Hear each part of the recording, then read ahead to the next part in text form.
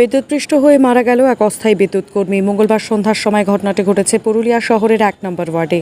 জানা গিয়েছে, পুরুলিয়ার ১ নম্বর ওয়ার্ডের আশু সহিস লেনের একটি দুর্গাপূজা কমিটির মণ্ডপের কাছে বিদ্যুৎবাহী তারে কাজ করতে গিয়ে বিদ্যুৎপৃষ্ট হন। জানা গিয়েছে, ওই বিদ্যুৎ খুঁটিতে বিদ্যুৎ সংযোগ বন্ধ করে কাজ করছিলেন ওই কর্মী, কিন্তু হঠাৎ করেই ওই বিদ্যুৎ তারে বিদ্যুৎ এসে যায়। এরপর ওই কর্মী বিদ্যুৎপৃষ্ট হয়ে আহত হন। স্থানীয় বাসিন্দারা তাকে তড়িঘড়ি উদ্ধার করে পুরুলিয়া দেবেন মাহাতো গভর্নমেন্ট মেডিকেল কলেজ ও হাসপাতালে নিয়ে এলে চিকিৎসকেরা তাকে মৃত বলে ঘোষণা করে। একই সাথে প্রশ্ন ওঠে, বিদ্যুৎ বিচ্ছিন্ন ওই তারে কিভাবে বিদ্যুৎ এলো? স্বভাবতই বিদ্যুৎ দপ্তরের কাজকর্ম নিয়ে প্রশ্ন উঠছে একাধিক।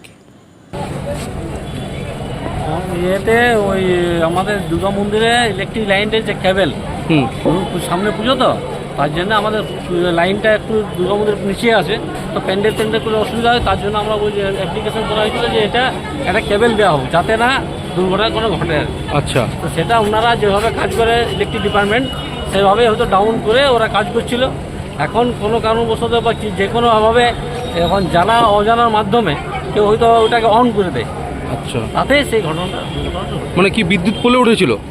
বিদ্যুৎ পোলে মানে কি আপনার বিদ্যুৎ পোলে ওই যে আপনার যে ইলেকট্রিক লাইন, হ্যাঁ। সেই লাইনে কেবল ওরা যেটা করে আর কি, বাইন্ডিং যেটা করে, আচ্ছা। সেটাই করা ছিল, কাজ করছিল। সেই সময় দুর্ঘটনা ঘটে। হ্যাঁ, সে কি পড়ে গিয়ে মারা গেছে?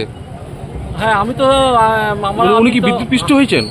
হ্যাঁ, বিদ্যুৎ ধরাই ছিল আর কি। আচ্ছা। যখনই ওখানে দেখতে পাচ্ছে ঝুলে গেছে, সঙ্গে সঙ্গে ওটা ইয়ে করে লোকজন ধরে নামিয়ে দিত। যে মারা গেছে তার নাম কি? আমি এখন পর্যন্ত নামটা জানি না, এই মাত্র এলাম। অস্থায়ী বিদ্যুৎ কর্মী। হ্যাঁ, আচ্ছা। বিদ্যুৎ